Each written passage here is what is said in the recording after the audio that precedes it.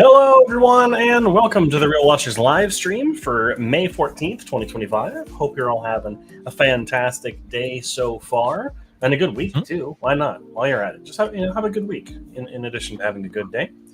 Hope you're all doing very well. But Kevin, how have you been over the last week? I can't complain. Just doing my schooling here and all that good stuff. So it's there. It's moving along, I think is what you're trying to say. 100%. I'm enjoying this last couple days of freedom before my third class begins on Monday. So can't wait for that one. Luckily, that one doesn't have me watching as many movies, so I'll be able to kind of pick the movies I watch a little bit more often, which is kind of nice. Gotcha. But other than that, let's go ahead and get started. Fox Pixar, I see your comment, but we are going to get to it. So, but let's go ahead and get into the first story this week. Some pretty good news. This is like a great year for horror yet again, because Final Destination Bloodline reviews are in. It is debuting at a 92% on Rotten Tomatoes and a 74 on Metacritic. And film critics are giving the film praise. This is awesome. Yeah, I can't wait to go see this. I don't know when I'm going to go see it, but it's going to be fantastic when I go see it, especially when the praise is so high with this movie. And I just wonder what it's going to do maybe for the rest of the franchise too. Yeah, I'm really looking forward to it. I think I'm going to try and go see it tomorrow night. I want to go see it with an audience because I want to see people like react to the visceral things that are happening on screen. But I hopefully you get the chance to see it this weekend so we can talk about it next week. But super awesome stuff here that it's getting such high reviews. We saw it with Sinners, which is still the highest reviewed movie of the year, and then now with Final Destination Bloodlines, hopefully this keeps the trend going and we get some more positive films. We've had a couple of misses in the horror world this year. We've had Hard Eyes and we had Until Dawn. Wolfman, yeah. It didn't even mention your mind, didn't it? It didn't even enter my mind because it didn't even enter the mind of the audience who didn't go to see it. So it's it's all right. But let's go ahead and move into the next story, which Fox Pixar teased a little bit.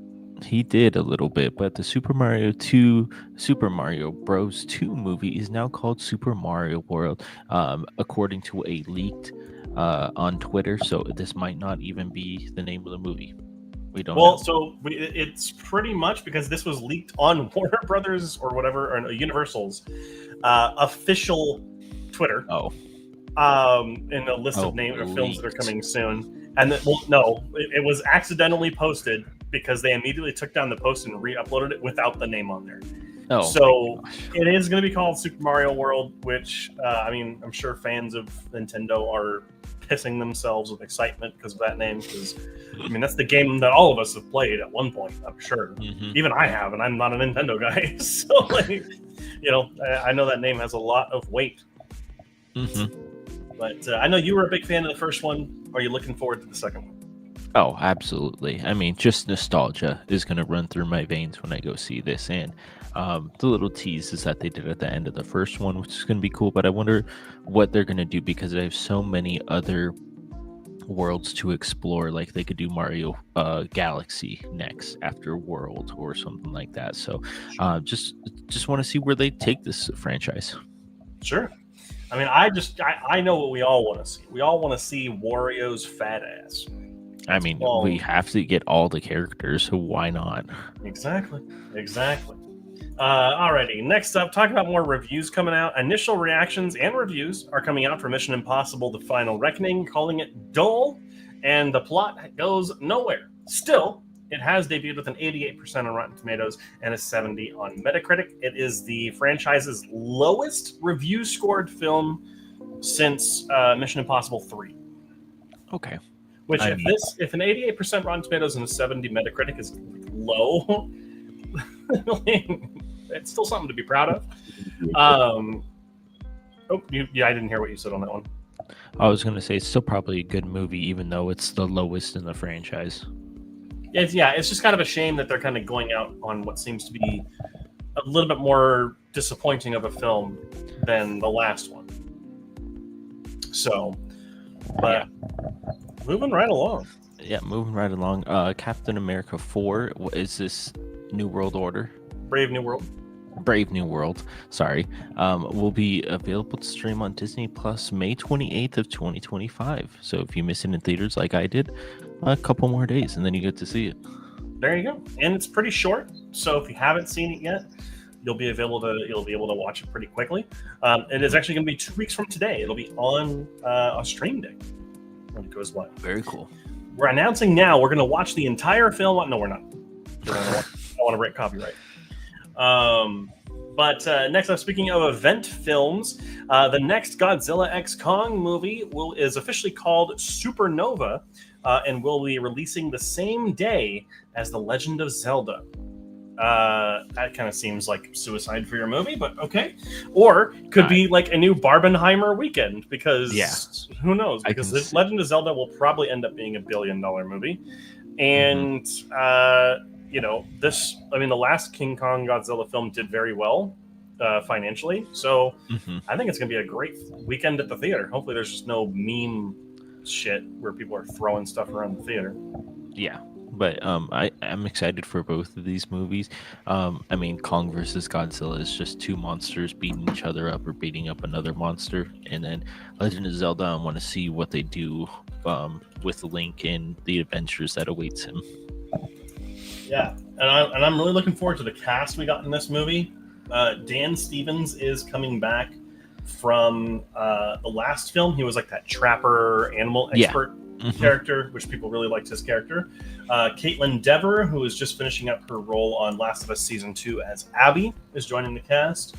Also, Sam Neill, Dr. Alan Grant himself from Jurassic Park is going to be in this movie. Crossover. And Delroy Lindo, who was just recently in Sinners and in several other films. It's a fantastic actor. So very much looking forward to this human cast. Hopefully they can bring some life to the human characters. Oh, yeah. Hopefully. He was the liveliest part of that whole movie, actually. So yeah, he was the best part. I will say that. Next up, Thunderbolts director Jake Schreier is in talks to direct the MCU's X-Men film. He did really good with Thunderbolts, so I have all faith in him to do the X-Men films. Yeah, Thunderbolts felt really different than any other MCU movie in terms of even a group MCU movie, and I think that given a cast of characters with as many issues as they have, I think that Jake Schreier could be a good choice. I just hope that he works a little bit on something that kind of makes him a little bit more stylistically sound, and just bring the same team from Thunderbolts, like the same, Oscar, like all the Oscar nominated people and like the A24 people, like bring them all. We need some more people like that in the MCU for sure.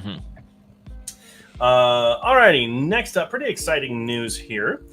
T. West's next horror film. T. West is the director of X, Maxine, and Pearl. His next film is called Scream Queen, and will start filming next month. Super exciting. It is not related to the X trilogy, which is unfortunate because the name Scream Queen would imply that Maxine got the role of her dreams or something and is like a horror actress, but it sounds like it's going to be something completely different and not related to that trilogy. Hopefully it's still tied to like Hollywood though, because like that was one of the best parts of Maxine was like the old style Hollywood aesthetic. So but yeah, so I'm super excited for it. I loved all three of the movies even with their faults, so I'm definitely looking forward to this. Very, I want to see where he puts this movie because he doesn't have maybe Mia Goth with him this time, so hopefully he can get another rising star out of it. So, but I think they said they're filming in Ireland, but it doesn't necessarily mean that it takes place in Ireland. But that's at least where they're going to be doing some filming. So, okay. Who knows? Next up, a new Silent Hill movie is coming and will directly and faithfully adapt to Silent Hill 2. I'm guessing the video game. Yes. Yeah. Okay. So I haven't played any of the Silent Hill games. So, well, Silent Hill 2 is widely regarded as the best in the franchise, and that's the one that just recently got the remake on PS5 and Series X. And I think because this is also being directed by the guy who did the first Silent Hill movie, who has said that he's a huge fan of the games, and that's kind of what makes the first one tolerable, from what I've heard. So it sounds like he's been given the chance to actually do something that he really would like to do. So I mean, hell yeah, all power to him. We'll see. Next up, though, The Lord of the Rings: The Hunt for Gollum is set to debut in theaters on December 17th, 2027. I know what I'm doing the week of Christmas next year. Go to the movies. Yeah, this will be our first live-action Lord of the Rings movie since The Hobbit: The Battle of the Five Armies. So, very excited for this. Hopefully, it justifies the existence of standalone movies and not doing the trilogy or The Hobbit again. But we'll see. Yeah, we shall see. We will. Next up, though, Eli Roth's new next horror movie is called Ice Cream Man. The story of an idyllic summer town descending into madness when an ice cream man serves kids sweet delights with horrifying results. And I think actually this is a comic book. Possibly. There's also, I know there is another Ice Cream Man horror movie that came out in like the 80s or 90s. I don't know if it had the name Ice Cream Man, but I think that it's very similar. Apparently, this is going to be like his goriest and like wackiest film yet. So that, I mean, I am worried because Eli Roth did Borderlands, and Thanksgiving was not the best. But I mean, maybe he's coming back too. Maybe, who knows? We'll see. Maybe he'll have a little bit of a coming to Jesus moment, so to speak. Alrighty, and last up here, a lot of horror news this week. First reactions for Bring Her Back are in, and they're very positive. Bring Her Back is the new film from the directors of Talk to Me. So this is their next film. And I have no idea what to expect with this movie. The trailers don't tell you anything, which is the way they should be. But I am very excited for this. I still need to watch Talk to Me. It's on my shelf. I own it, but I have not watched it yet. So good. Not for any reason. I just feel like I just haven't grabbed it when I went to go see something off my shelf. But but this is very cool. I think that I followed those Raka guys when they were on YouTube and did the crazy stunt videos, and the fact that they're actually making Hollywood films now, and their first one was a huge hit critically and commercially. Like, all power to them, man. They're super humble and they're super nice guys. They're super energetic, but very, very nice guys. So very excited for them. But that's going to be it for the news this week. Let's go ahead and get into some of these news. I'll pass on Final Destination, not because they're bad movies, but my anxiety goes through the roof while watching them. Oh, yeah. Yeah. That's what it very does true. to you. Very true. Universal, the company that gave us Twisters. Yep. Mission Impossible 3 is underrated. Probably the most intense one. I've only seen one of them. I've only seen Mission Impossible 3 once, and that was like 2 years ago, so I couldn't even tell you what was happening in that movie, but it might be an underrated movie. Yeah, I need to watch them all before the last one comes out, I think, which is next week, so I think I better get going. I think I did that because Reckoning was coming out, so I watched all the Mission Impossibles. Gotcha.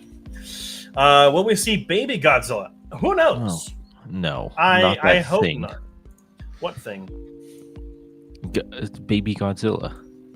That thing? Yes, that thing. I hope not. It sounds like, I mean, based on the title called Supernova, I would imagine we're going to get like Space Godzilla. We're going to space. Or some sort of like space-based threat. I don't know. The title looked very retro, so I mean the title design. So I'm here for it. Well, I mean, like what was the last one? The New Empire, I think was what it was called. New Empire. Yeah, I mean, it wasn't great, but it was still fun. So, I don't know. We'll see. You mean 2.5 years for Gollum? Yep. They have to film it, and I think they're going to take their time with their visual effects, because if they don't get Gollum looking right, no one's going to be happy. So, take your time. Clint Howard was in the 95 version of Ice Cream Man. I saw it. It was there. I think one of the actors was drunk during that movie. Okay, so there was a 95 one. That's what I was thinking of. Okay. Look at him! Baby Godzilla is adorable. He's just a baby. Yeah, look at him, Kevin. Yeah, with that squished face that everybody punches, no teeth because everybody's punched him in the face. The teeth bug me. The teeth really do bug me. It looks like a shaved beaver got covered in gray paint. But I mean, hey, if you like them, go right ahead. I just hope we don't get them in the movie. Alrighty, but let's go ahead and dive into the trailers that came out this week. We had quite a few big ones. But what stood out to you, Kevin? Superman stood out to me, obviously. I haven't seen the F1 one just because I don't want to be spoiled on anything, because this is very highly anticipated for me, so I didn't watch that one. The Conjuring Last Rites looks interesting. I want to see where they go with it. Ballerina looks really good too, just because it's a different perspective in a John Wick world. What else? Materialist looks like a Hallmark movie, but A24 made it. So it's a really funny way to put that, because that director was just Oscar nominated 2 years ago. I mean, for a romance film called Past Lives. Well, and good for him. It's going to be another romance film. Well, her, but her. I'm sorry. No, I think Materialist looks like it's going to be pretty good. I like the cast in it. I also think that Nobody 2 looks like it's going to be a lot of fun. Nobody is an underrated action movie for sure. And the second one is cool. They're on vacation, and so he's having to deal with playing on vacation. But yeah, you mentioned the other ones. I haven't seen Nobody 1, so well, there you go.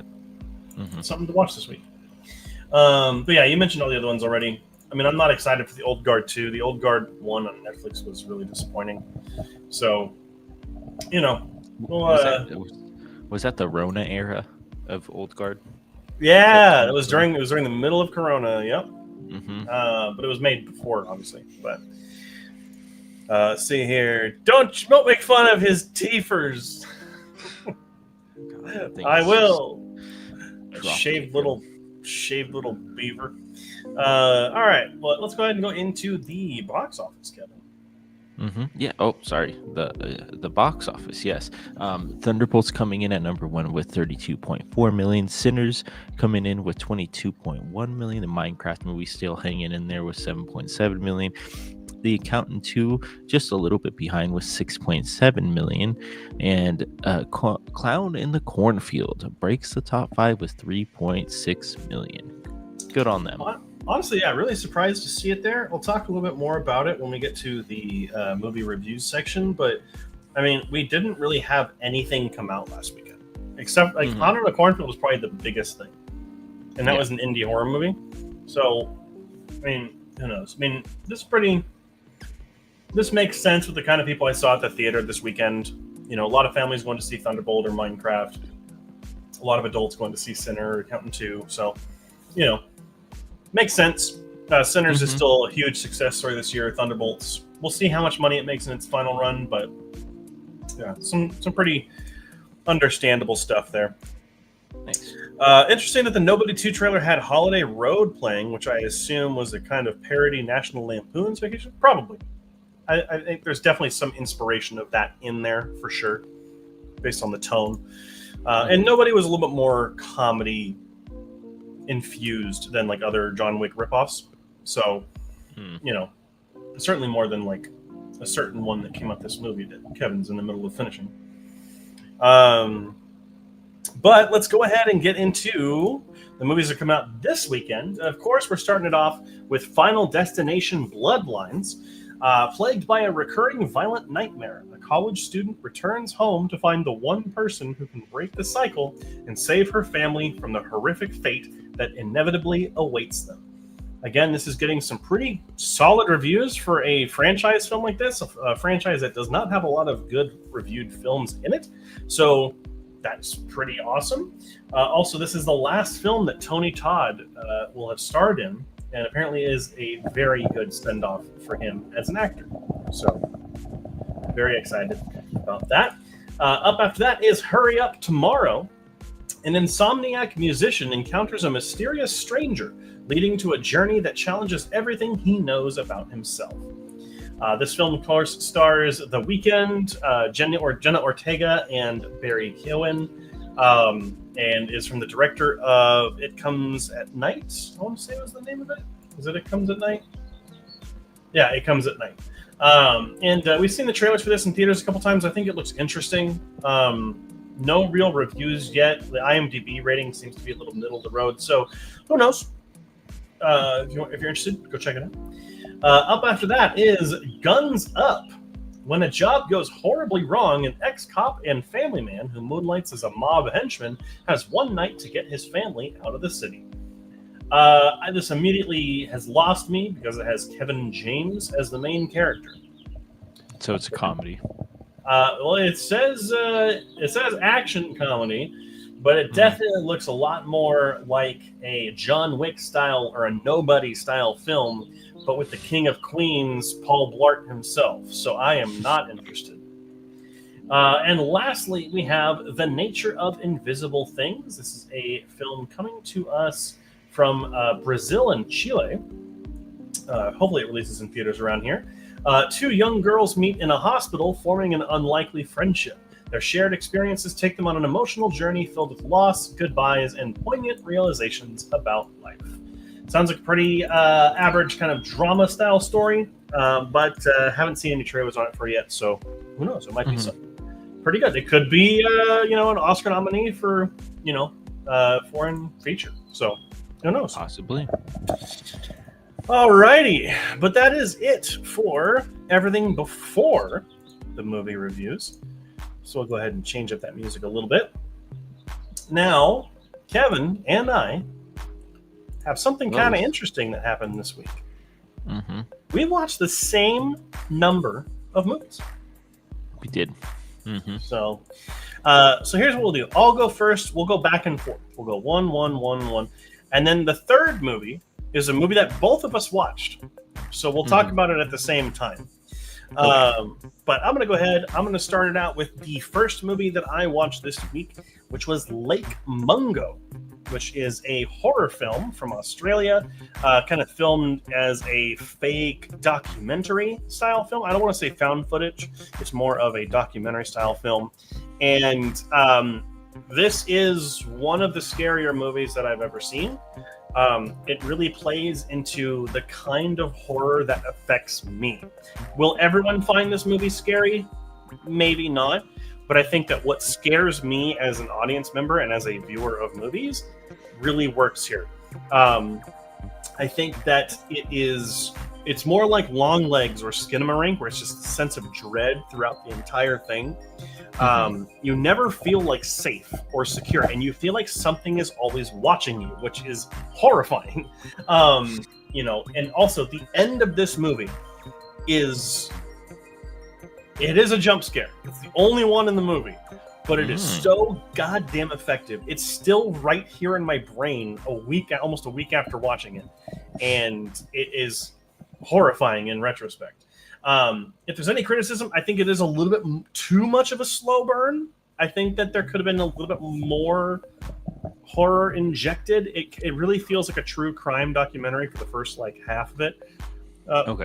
And they could have injected a little bit more of the horror into it in the beginning, but it's okay because I think that the film truly shines as this relatable, down-to-earth film, and it feels very realistic, but it also has that little twinge of the supernatural to it, just a little twinge.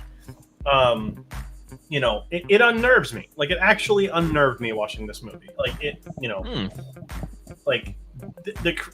The crazy thing, I put this in my review, is it's supernatural, ghosts don't exist, but this makes them seem more real than any TV show or investigative nut job could ever make them feel. This movie makes ghosts feel as real as they could be, and it's really interesting. So I highly recommend it. It's free to watch on I want to say it was on Prime. So okay. But your first movie. Yeah, my first movie, Thunderbolts. Fantastic movie, just right off the bat. What is it, Florence Pugh? Is that how you say her name? Yeah, Florence Pugh, great as a lead actress in here, or actor in here. But everybody else supports her in a way that it's not like a comedy, like maybe some of the Guardians of the Galaxy movies are. And they just take a responsibility to show you their types of dread in this. It really plays on the factor of loneliness, and you don't see a lot of movies that bring that into, especially a Marvel movie. You don't see anything like that. Like, we get it when people die and we mourn about it, but this really brings up what sometimes everybody feels, and sometimes on a day-to-day basis, and they play it perfectly.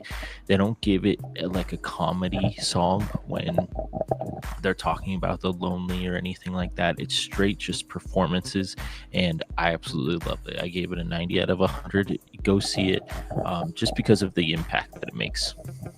Yeah, and a great end credit sequence too. So I forgot the end credit sequence. Oh, never mind. I got it. Never mind. I remembered. Alrighty. So that was Kevin's theater viewing experience this week. My theater viewing experience this week was Clown in a Cornfield, and I was a little disappointed in this. I really like Tucker and Dale versus Evil. I think it's a great satire of horror films. This doesn't really follow that. It's unfortunate because aside from its two, there's the main character, teenage girl, and her father, who are the only people who are given any sort of character building, and they're the only ones that are close to likable in the whole movie. No one else is likable. Not the old people, not the young people. No. I would say I don't know if it's by design, but nothing feels like it matters in this movie. A character will die, and it feels like it has no impact on the story whatsoever. Which, even the worst movies will make that have some sort of impact in some way. But I would say the horror parts of this movie are the most boring parts of it. The kills and the gore aren't especially good here. It's kind of disappointing. I think the performances are actually fine. Everyone feels like their age, and I do think that the dialogue is kind of, and the character writing are what hold it back more so than the performances. I think the performers did what they could with what they had. But what works here is the story, and there's a mystery involved. And I was not expecting this to be more than just a slasher movie. It is more than a slasher movie. And I think that the story is interesting. The mystery is compelling enough that I would recommend it for horror fans. If you're not a horror fan, I probably wouldn't really bother with this one. It's a mixed movie, for sure. I erred on the side of not liking it just because I felt like it was a little boring, and my voice cracked. A little boring, and I kind of just walked out all right. So that's unfortunate. Just uncertain of what you just watched, unfortunately. Yeah, I don't know. I feel like I waste my time. But keeping around the same score. Yeah, old. What'd you call it? I'm older than you. Shut up. No, this is an M. Night Shyamalan movie that was during the COVID era, and I wanted to check it out just because Shyamalan has his hits or miss, and this one is a miss for me, unfortunately. The premise is there to be in a fantastic kind of horror, body horror movie. In this, you do get some of it with the girl that is in the cave, but it's the fact is that it was very predictable throughout the whole thing. Unfortunately, as soon as they got on the beach and everybody started aging, I knew exactly how everything was going to happen. Unfortunately, it was very predictable. Some of the horror aspects of it, like the lady in the cave, was not predictable. That was the coolest part, I think, of the whole movie. But they never really explain what's happening with the doctor at all. Is he going psychotic? Is he having dementia? Is he having schizophrenia? Is he bipolar? Something like that. They don't explain it in this movie at all, unfortunately. But the thing that really I didn't like about this movie, they were underwater for 3 minutes in this movie trying to go through the coral to save themselves, and you can't, unless you have really good breathing technique, you cannot stay underwater for that long, especially what happens to them. And another unnecessary thing I didn't like was the baby being born. Like, we get they're aging at a rapid pace. You don't need to bring a baby into this to make me feel even worse. It didn't make me feel worse. It made me feel worse when the mom and dad are losing sight and the kids are growing up way too fast. Like, that was already enough for me. So that's where it kind of lost me. I did like the ending though of them trying to find cures for like epilepsy and everything like that. That was really cool, a cool aspect of it. But again, some people will call that horror because they're using real people to use experiments on. But it just didn't cling on for me. So I gave it a 74 out of 100. Or I mean 47 out of 100. I was like, damn. Yeah, I think I was a little bit warmer on this movie than you were, but that's, you know, you were a 78. 78. I looked. I didn't. There's no way I gave this a 78. Yeah, you did. If I did, you gave it a high score. 71. Oh. Yeah, it was in the 70s. I know. Maybe that's a little high. I'd probably give it like somewhere in the 60s. I don't know. Maybe I got to go back and alter that. Alrighty, but Kevin, we both watched the same movie this week during a movie night streaming thing with our game night group and pals, which was so much fun. Which was great, and we ended up giving the same movie the same score. So I only need to put it up here once, which is great. But we, at the request of our friend Grant, watched The Unbearable Weight of Massive Talent. And man, how much massive talent does Nick Cage have for this movie? A massive amount. It was so much fun. Are you kidding me? I absolutely loved him in this movie. Yeah, it's a very fun movie. It's a lot more. It's very funny. I mean, I knew it was going to be funny from the trailers. I mean, they do waste some talent because this is like one of the gayest movies ever, and the fact that they never kiss is a little sad. I'm kidding. Like the core of this movie is Nicolas Cage and Pedro Pascal's friendship, and you see it go from not knowing each other to like the best of friends, and it's the cutest and funniest thing. The whole sequence with them where they're on drugs and they're like imagining their movie happening is incredible. It feels very genuine, and I love how Nicolas Cage is in on the joke, and he's like okay with roasting himself. He's like overacting the entire time, and it's fantastic because he knows he's gonna make people laugh for overacting in this role, because he's taking it way too damn seriously, but that's how he is sometimes in some of his roles. So he's like, let me notch it up to 11 out of 10. And then I thought that was hilarious when Pascal brings him down to his dungeon, and it's a whole thing of Nicolas Cage stuff, and him using his actual name too really helps. If it was just like a random name like Jimbo or something like that, I don't think I would have connected with it a lot more. But Nick Cage using his real name, I think I was like, okay, this is really funny. He's getting into the bit a lot more. Yeah. I think if anything, I didn't think the whole storyline with the CIA agents was necessary. No, not at all. Away from the movie, like there could have been much more interesting ways of working in that storyline about Pedro and his family and stuff, but I think that was just the wrong way to go about it. Other than that, though, it's a genuinely funny film.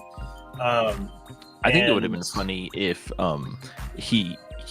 Pedro trusts him too much and then shows him the dungeon with the girl that's been kidnapped or something like that, and then Nick has to go through that way, which would have been a lot more funnier, because Nick was like, oh, should I be a spy or should I be his best friend, kind of a situation. So also it's your weekly, daily, monthly, yearly reminder that Paddington 2 is a masterpiece.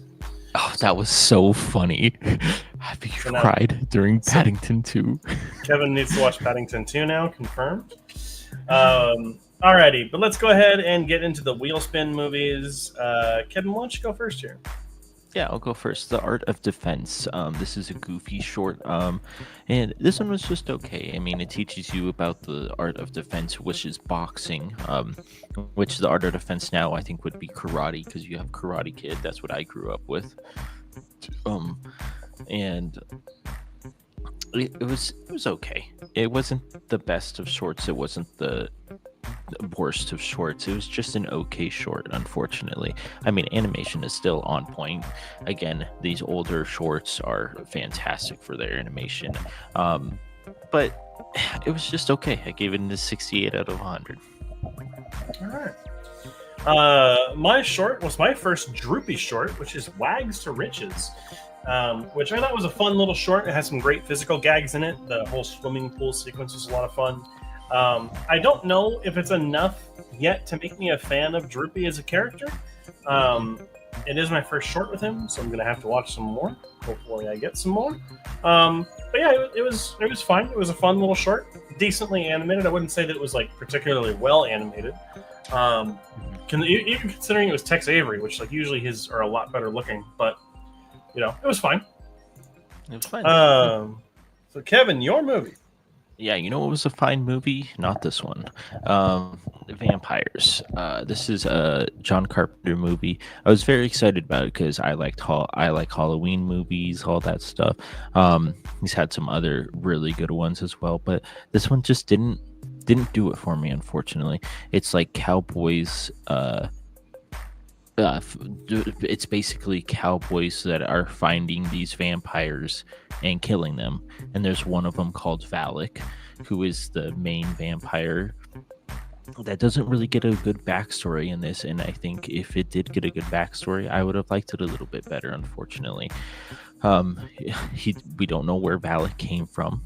We know he was like a failed exorcist, and that's how he became a vampire.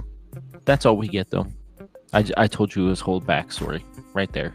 And then I never the main characters, the two main characters, the guys they're good, but they play such a monotone characters, unfortunately, that I never really invested myself into them. I wanted to see more of Valak and how he got his name and how he came to rise as the superior vampire, but they didn't show me any of that.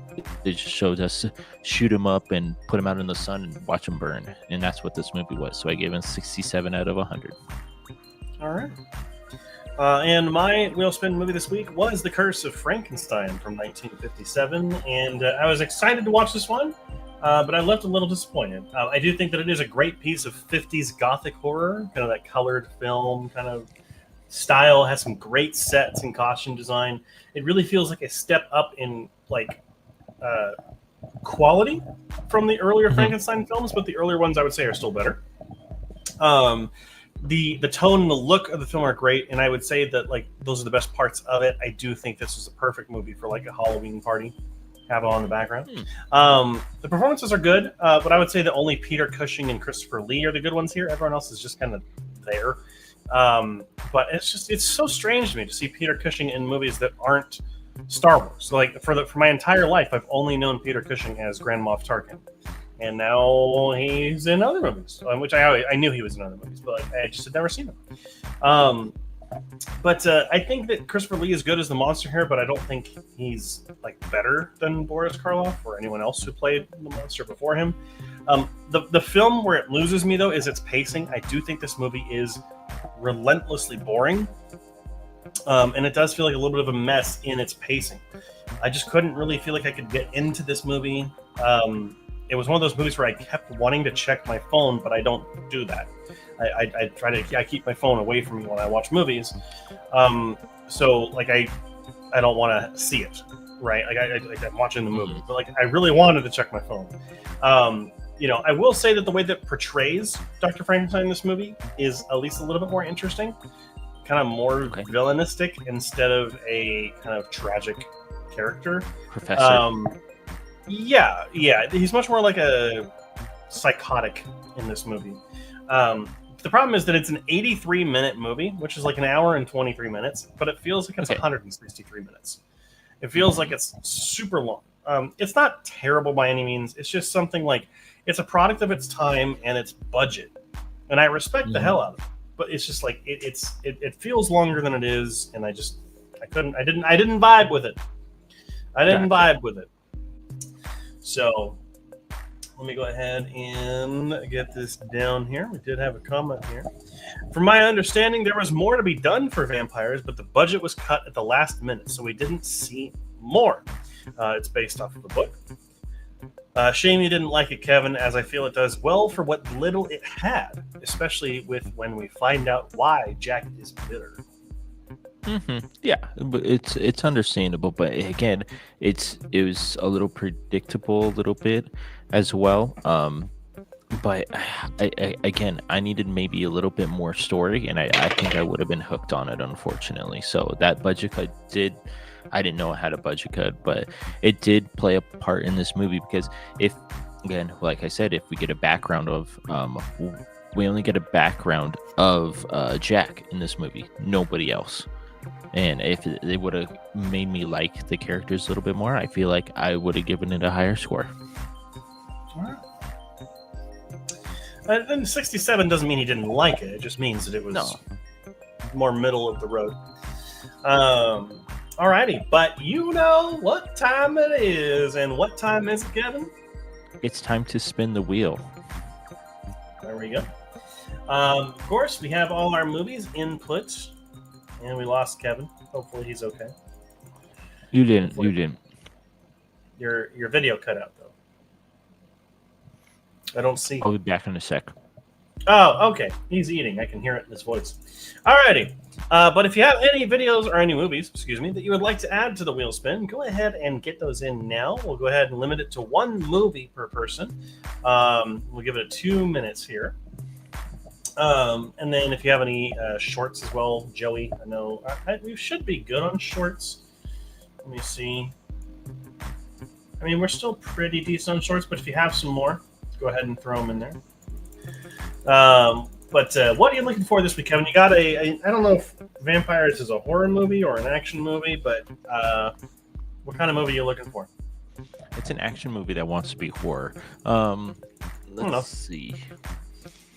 Maybe I wouldn't mind another horror movie. Can't go wrong with horror, I feel like. Right. Joey says shorts will be next week. So all right. Okay. You said a horror movie, so I saw it on here. What about Air Bud 3 Royal? It's not a horror movie. That's a sad movie. It's a for me. It's a horror movie for me. Dogs should not play basketball. It scares me. But he does, and he plays it so well. Joey says Babyface 1933. Does anyone else have any films they would like to add? Got about a minute left. I don't know what I want this week. Maybe a classic would be kind of cool. Do we have a lot of classics on here, actually? Not a whole lot of classics, but enough that, I think we can get some stuff. 16 Candles on there. That's Cinderella 2015.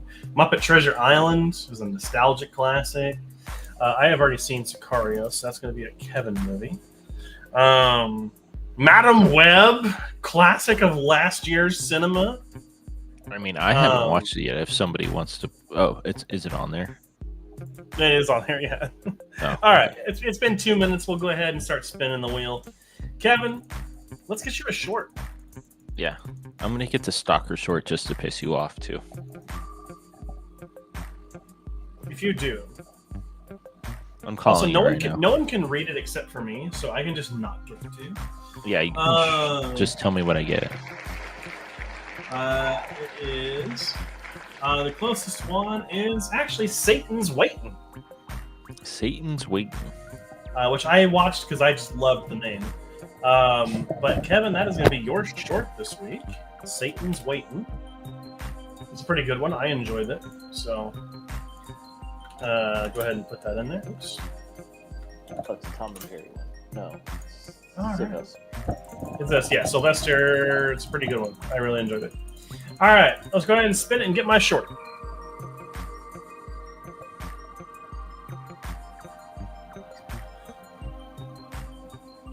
All right.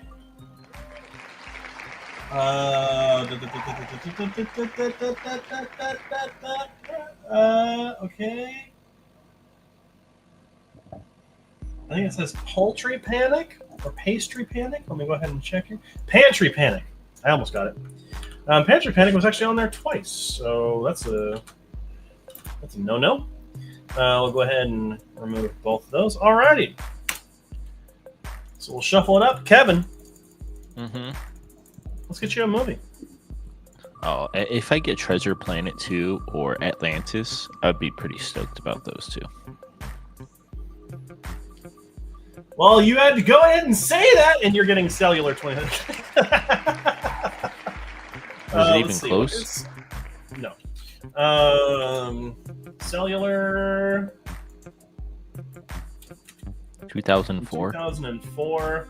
Oh, this is an action movie. Oh, I got a Jason Statham movie. Fuck off. All and right. Chris Evans, though. And Kim Basinger. And William H. Macy. They okay.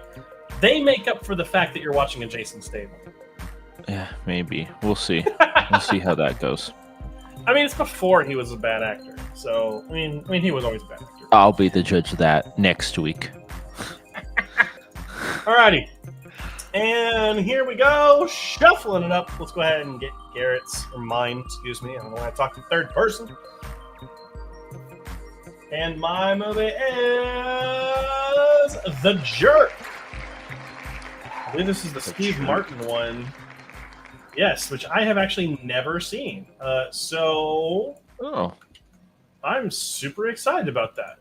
That actually might be a movie that, I'm always on the lookout for movies I can watch with like my mom, because she's a big movie person. And I'm sure she would like to watch that. Alrighty. So, winners for this week. Kevin got the short Satan's Waitin', which is what I tell myself every day, and the film Cellular. And then I have the short Pantry Panic and the film The Jerk. Mm-hmm. So we'll go ahead and get that off the screen there. Joey has a question for you, Kevin. What is the reason you don't like Statham? I will say he's almost 100% not a martial artist in Cellular.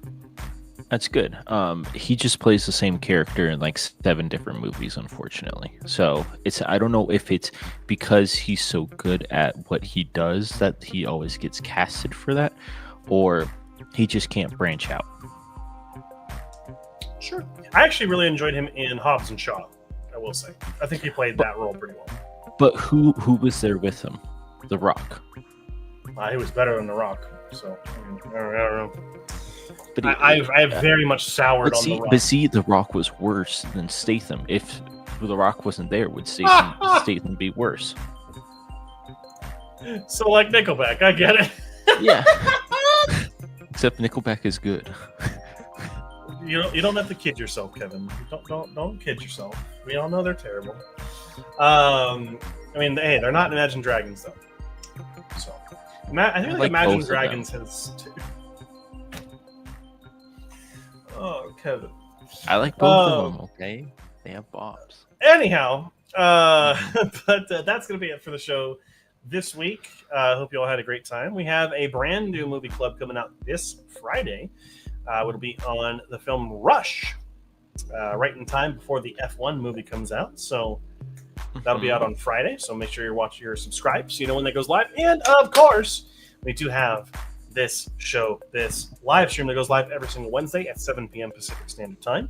So hopefully you continue to join us. But that's going to be about it. Thank you so much for watching. And until next time, make sure to keep those eyes on the screen.